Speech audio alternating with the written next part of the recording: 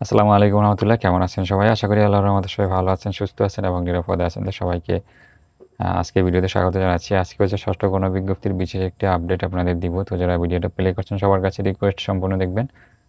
আর যারা আমার চ্যানেলে নতুন প্লিজ চ্যানেলটি সাবস্ক্রাইব করে পাশে বেল আইকনে ক্লিক করে দিবেন। তো ষষ্ঠ গণবিজ্ঞপ্তির আবেদন প্রক্রিয়াটা শেষ হচ্ছে 10 তারিখে। এর মধ্যে হচ্ছে 18 ঘন্টার মতো সময় হচ্ছে ষষ্ঠ গণবিজ্ঞপ্তির আবেদন প্রক্রিয়াটা বন্ধ ছিল।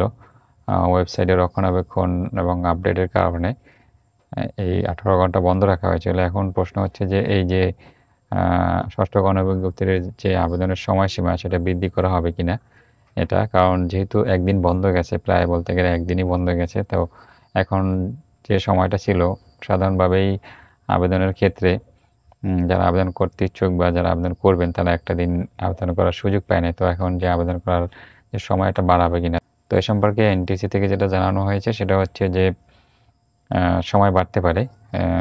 আবেদনের যে সময় 10 তারিখ সেটার পরে একটা নির্দিষ্ট একটা সময় বাড়তে পারে আবেদনের ক্ষেত্রে। প্রথমত হচ্ছে এই যে সময়টা একটা সময় গেছে, যে সময় আবেদন করতে পারেনি প্রার্থীরা। তো এই যে সময়টা পূরণ করার জন্য এছাড়া কিছু সাবজেক্টের প্রার্থীরা এমনিতে আবেদন করতে পারেনি জটিলতার কারণে। তো এই সমস্ত দিক বিবেচনা করে হচ্ছে সময়টা একটু বাড়তে পারে।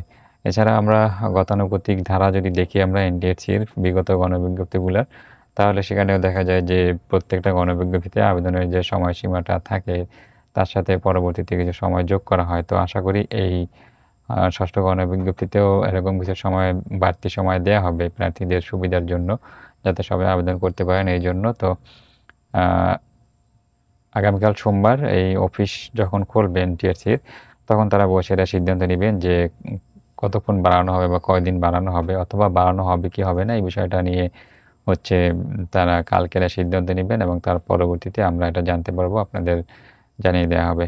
তো যাই হোক সম্মানিত ভিউয়ার্স, এই ছিল হচ্ছে আপনাদের জন্য আমার আজকের ভিডিও। শেষ করছি এর সাথে। ভিডিও ভালো লাগলে লাইক, কমেন্ট, শেয়ার করবেন। সবাই ভালো থাকবেন, সুস্থ থাকবেন এবং নিরাপদে থাকবেন এই প্রত্যাশায়। আল্লাহ হাফেজ।